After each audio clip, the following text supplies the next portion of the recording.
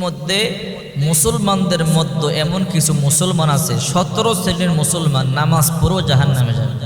তারা মুসলমান হয়েও জাহান্নামে যাবে, ইবাদত বন্দেগী করেও জাহান্নামে যাবে।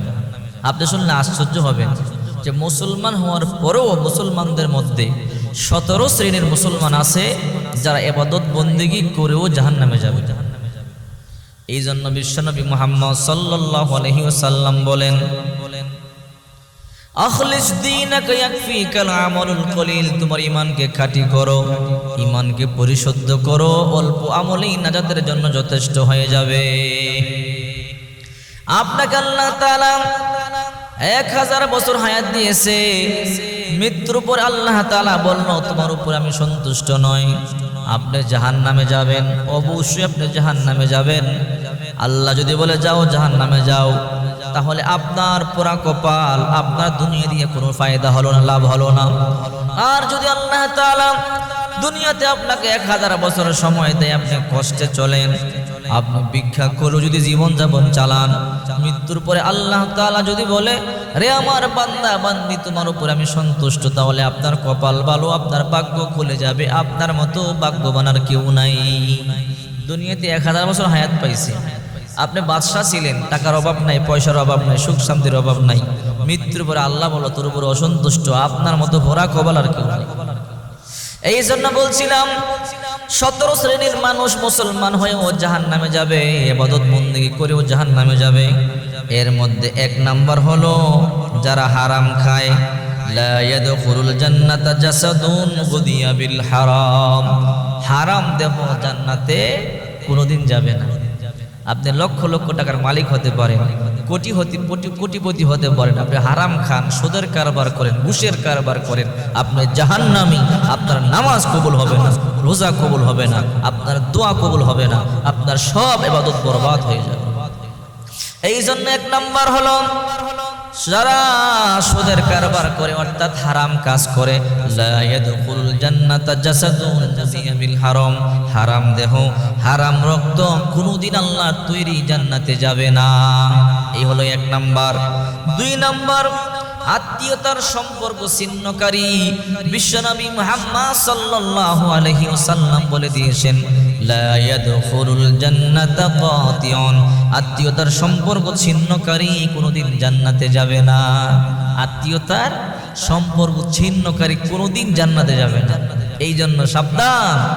3 নাম্বার যারা প্রতিবেশীকে কষ্ট দেয়, বিশ্বনবী মুহাম্মদ সাল্লাল্লাহু আলাইহি ওয়াসাল্লাম বলেছেন, যারা প্রতিবেশীকে কষ্ট দেয়, নামাজ পড়েও জাহান্নামে যাবে, রোজা রেখেও জাহান্নামে যাবে, কোরআন তেলাওয়াত করেও জাহান্নামে যাবে। তাদের ইবাদত আল্লাহর দরবারে কোনোদিন কবুল হবে না। 4 নাম্বার যার পিতা মাতাকে কষ্ট দেয়, বিশ্বনবী মুহাম্মদ সাল্লাল্লাহু আলাইহি ওয়াসাল্লাম বলেছেন, রিদুর রব্বি ফি রিদুল ওয়ালিদাইন ওয়া সাখাতুর রব্বি ফি সাখাতিল ওয়ালিদাইন। আল্লাহর হাবিব বলে দিয়েছেন, যাদের উপর পিতামাতা সন্তুষ্ট তাদের উপর আল্লাহ তাআলা সন্তুষ্ট, যাদের উপরে পিতামাতা অসন্তুষ্ট তাদের উপর আল্লাহ তাআলা নিজেও সন্তুষ্ট। এই জন্য পিতামাতারে কষ্ট দেওয়া যাবে না। 5 নাম্বার যারা গালি দেয়, অশ্লীল ভাষায় কথাবার্তা বলে, তারা কোনোদিন জান্নাতে যাবে না।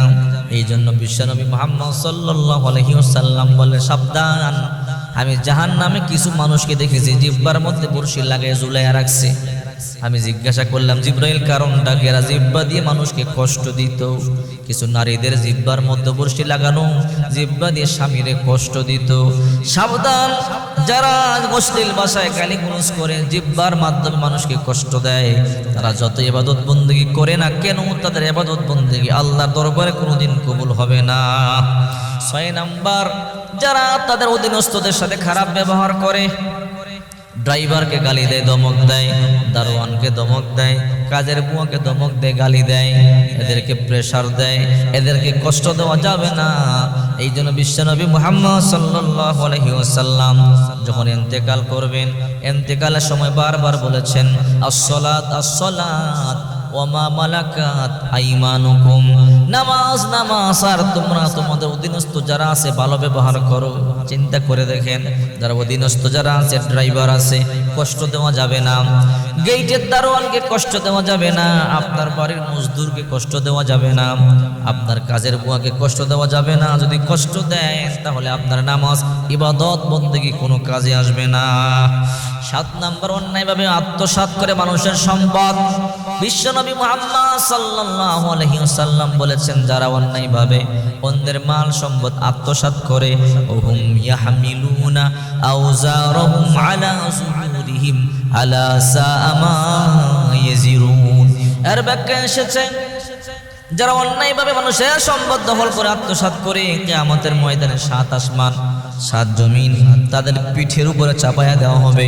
রাসূল করিম সাল্লাল্লাহু আলাইহি ওয়াসাল্লাম বলা হবে না, তুমি তো সম্পদের জন্য লোভী ছিলা, ভাইয়ের সম্পদ দখল করেছো, এতিমের সম্পদ দখল করেছো, অন্যায়ভাবে সম্পদ দখল করেছো, না আজকে আসমান জমিন তোমার পিঠে চাপায়া দিলাম, যত সম্পদ লাগবে নাও। ওই দিন ওই সম্পদের বারে একদম শুটকির মতো চ্যাপ্টা হয়ে যাবে। এই জন্য অন্যায়ভাবে অন্যের সম্পদ দখল করা যাবে না। এরপরে 8 নাম্বার, যে ব্যক্তি উপকার করে খোটা দেয়, বিশ্বনবী মুহাম্মদ সাল্লাল্লাহু আলাইহি ওয়াসাল্লাম বলেছেন, উপকার করে কোনোদিন খোটা দেওয়া যাবে না। যে ব্যক্তি উপকার করে খোটা দেয় সে কোনোদিন আল্লাহর তৈরি জান্নাতে যাবে না। এই জন্য উপকার করে কোনোদিন কাউকে খোটা দিবেন না। উপকার করলে আল্লাহর রাসূল বলেন, আল্লাহু ফি আউনিল আবদি মা কানাল আবদু ফি আউনি আখিহি। যে ব্যক্তি কারো একটা উপকার করবে তার উপকার আল্লাহ করবে। অন্য হাদিসের মধ্যে আছে, রাসূল বলেন, কোন বান্দা যদি কোনো বান্দার একটা উপকার করে, কোনো ভাইয়ের একটা উপকার করে, কোনো বোনের একটা উপকার করে, আল্লাহ তাআলা তার 70টা উপকার করবে। 9 নাম্বার, চুগলখোর কোনদিন জান্নাতে যাবে না। চুগলখোর যারা আছে, কত কষ্টের কথা, চুগলখোর যারা আছে তারা কোনদিন জান্নাতে যাবে না। বিশ্বনবী মুহাম্মদ সাল্লাল্লাহু আলাইহি ওয়াসাল্লাম বলেন, যদি তোমরা চুগলখোরি করো, মানুষের পিছনে গীবত করো, জাহান্নামে যাবে। গীবত করা যাবে না। আল্লাহ পাক বলেন, ওয়ালা ইয়াগতাব বা'দুকুম বা'দা আইয়ুহিব্বু আহাদুকুম আইয়াকুলা লাহমা আখিহি মাইতান ফাকারিহতুম। সাবধান, তোমরা একে অপরের পিছনে গীবত করবে না। তোমরা কি তোমাদের মৃত ভাইয়ের গোশত খেতে পছন্দ করো? মৃত ভাইয়ের গোশত খাওয়া যাবে, কিন্তু তারপরও গীবত করা যাবে না। মৃত ভাইয়ের গোশত খাওয়ার চাইতেও বেশি নিকৃষ্ট হলো গীবত করা।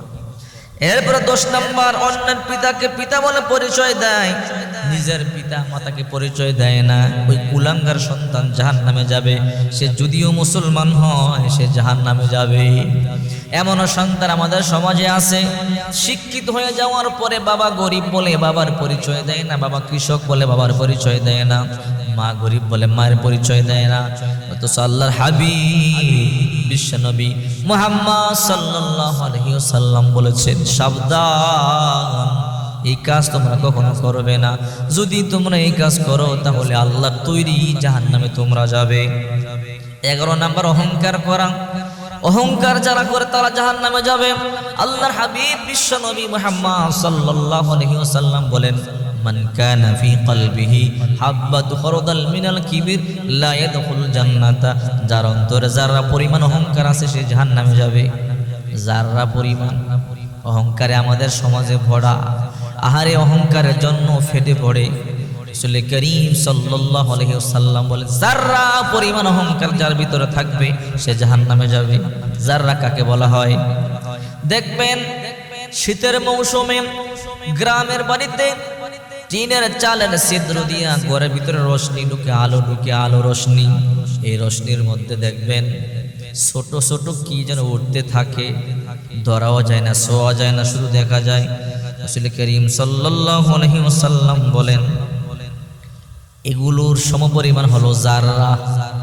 এই পরিমাণ অহংকার যদি আপনার ভিতরে থাকে তাহলে অবশ্যই আপনি আল্লাহর তৈরি জাহান্নামে যাবেন। 12 নাম্বার, রাসূল সাল্লাল্লাহু আলাইহি সাল্লামের নাফরমানি করা। যে ব্যক্তি বিশ্বনবী মুহাম্মদ সাল্লাল্লাহু আলাইহি সাল্লামকে গালি দিবে, অনেকেই আছে আল্লাহর পয়গম্বরকে ব্যঙ্গ করে, আল্লাহর পয়গম্বরকে ছোট করে, আল্লাহর পয়গম্বরকে গালি দেয়। যারা আল্লাহর পয়গম্বরকে গালি দিবে, আল্লাহর পয়গম্বরকে ছোট করবে, আল্লাহর কসম করে বলি তারা কোনোদিন নামাজ পড়েও জান্নাতে যেতে পারবে না। 13 নম্বর, যে মহিলা কারণে তালাক চায়। নারীদের মধ্যে এমন নারী আছে অকারণে তালাক চায়, স্বামী গরিব বলে তালাক চায়, স্বামী দুর্বল হয়ে গেছে তালাক চায়। এই কাজ কখনো করবেন না। আহারে, এই সমস্ত নারীরা জান্নাতে যাবে না, জাহান্নামে যাবে। 14 নম্বর, দুনিয়ার উদ্দেশ্যে এলেম অর্জন করা। আহারে, এমন এলেম অর্জন করা যাবে না যে এলেম দুনিয়ার জন্য, ইনকাম করার জন্য এলেম অর্জন করে। যারা এই উদ্দেশ্যে এলেম অর্জন করে তারা জাহান্নামে যাবে। এলেম অর্জন করতে হবে একমাত্র আল্লাহর জন্য, নবীজির জন্য, সন্তুষ্টির জন্য। আর আমার এলেমের দ্বারা যেন আমার আল্লাহ সন্তুষ্ট হয়, আমার নবী সন্তুষ্ট হয়, এই জন্য এলেম শিখতে হবে। যারা এলেম শিখে নিজের ফায়দার জন্য, লাভের জন্য ইনকাম করব মোটা অঙ্কের টাকা, এই উদ্দেশ্যে এলেম অর্জন করলে কোনোদিন আল্লাহ তাআলা কোনোদিন কবুল করবে না। এই জন্য আল্লাহ হাবিব বলেন, ইযা মাতাল ইনসানু ইনকাতা আমালুহু ইল্লা মিন সালাস। মানুষ মারা গেলে সব দরজা বন্ধ হয়ে যায়, 3টা দরজা খোলা থাকে। সাদাকাতিন জারিয়াতিন, সদকায়ে জারিয়া, আও ইলমিন ইনতাফাউ বিহি, এমন ইলম যে ইলম উপকারী ইলম, আও ওয়ালাদিন সলিহিন ইয়াদউ লাহু, নেককার সন্তান, যে সন্তান দোয়া করে। আহারে, নেককার সন্তান রেখে যান, দোয়া করলে দোয়া কবুল হয়ে যাবে, জান্নাতে যাবেন। 15 নম্বর, যে ব্যক্তি মাথায় কালো কলম ব্যবহার করে মানুষকে ধোঁকা দেওয়ার জন্য, মানুষকে ধোঁকা দেওয়ার জন্য মাথার মধ্যে কালো কলম ব্যবহার করতে পারবেন না। যদি কালো কলম ব্যবহার করেন মানুষকে ধোঁকা দেওয়ার জন্য, আপনি জাহান্নামে যাবেন। আপনি মুসলমান হয়েও আপনার নামাজ কবুল হবে না। 16 নম্বর হলো যারা জিনা করে, জিনাকার যারা, তাদের দোয়া কবুল হবে না।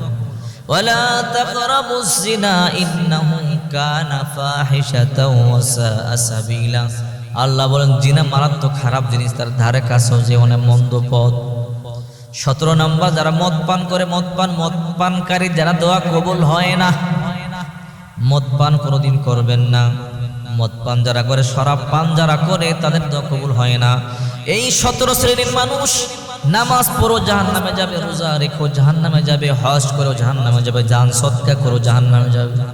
হে আল্লাহর বান্দা বান্দিরা, হে মা বোনেরা, পায়ে পড়ি আপনাদের, হাতে ধরি গো। আপনি আমার নিজের বোন হলে আপনার পায়ে পড়তাম, আপনি আমার নিজের ভাই হলে আপনার হাতে ধরে বলতাম, ও ভাই ও বোন, এই পাপগুলো কখনো করবেন না। আপনি মুসলমানের সন্তান, আপনার দ্বারা এই কাজগুলো হতে পারে না।